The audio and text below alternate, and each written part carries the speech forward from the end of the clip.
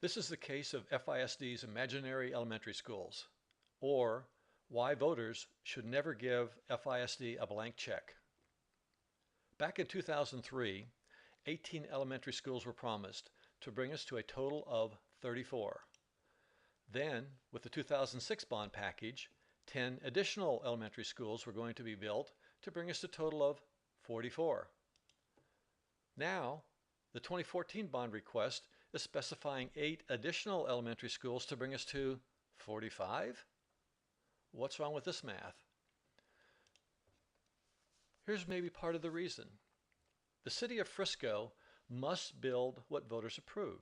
So if they're going to build a fire station for $10 million and it only costs $9 million, they can't use that extra $1 million for something that the voters didn't approve. Not so with FISD, and here's what can go wrong and probably did go wrong. We currently have 33 elementary schools. And in 2006, they approved $175 million to build 10 additional elementary schools, number 35 to 44. But as of today, none of these 10 elementary schools have opened. Think about that. So why did FISD not build the elementary schools that we critically need? So here's the accounting. Scott Elementary, this is number 34, opens this August, is actually from the 2003 bond election, the last school to get us to 34. McSpedden, number 35, is the first of the 2006 bond, and that will open also this August. Finally, they're projecting 36 and 37 later this year or next year.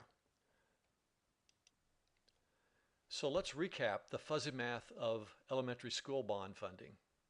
In 2003, 16 elementary schools were in place. They promised 18 with a target of 34. In 2006, 10 additional elementary schools were promised to bring us to a target of 44. And now in 2014, 8 additional schools are promised to give us 45. So we have 33 schools in place right now, less than what was promised in 2003, 11 years ago, to say nothing of the 44 that were promised in 2006. So we have 2 tough questions for the administration.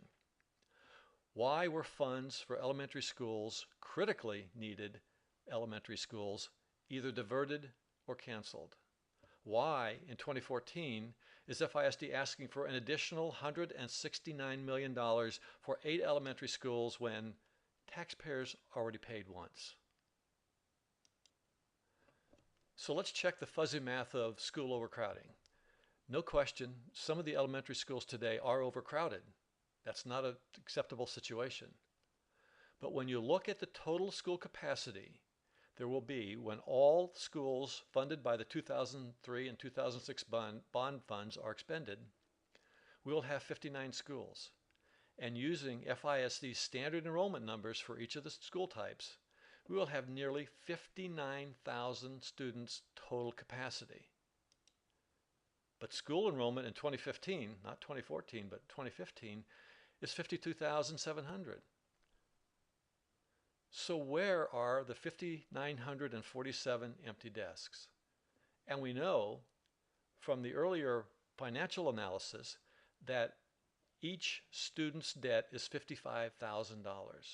So is there $327 million of excess capacity?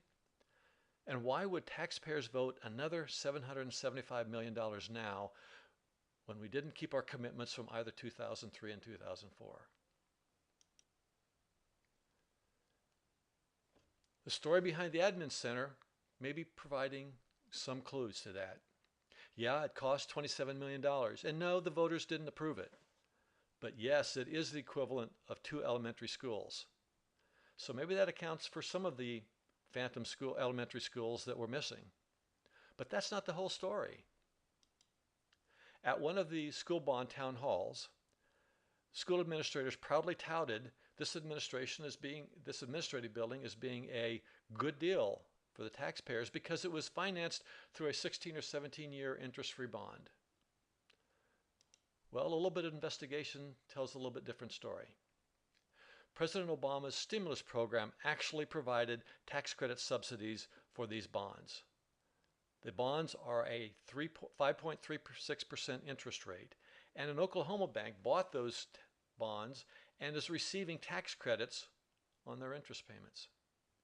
Those tax credits and stimulus funds are new U.S. debt, the principal and interest of which are paid by the taxpayers. So is this a good deal for Frisco taxpayers? We're paying once on the bond premiums, once on the federal Treasury bond principal, and once for the federal interest subsidy. So we're paying 3 times for that bond. So is this a good deal for Frisco taxpayers? Maybe not so much. As we know from earlier analysis, this massive $775 million bond request, which is really $1.3 billion that taxpayers will have to pay back, is massive new debt. It's property tax increases. It's debt tax cap limits. It's inflated cost estimates, balloon payments, and major financial risks.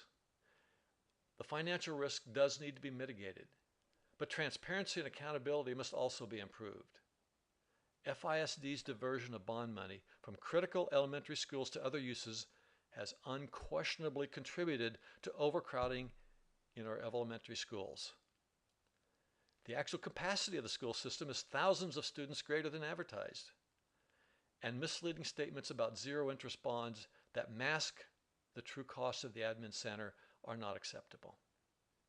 Together, the financial risks and transparency issues should incent all voters to carefully evaluate the merits before voting.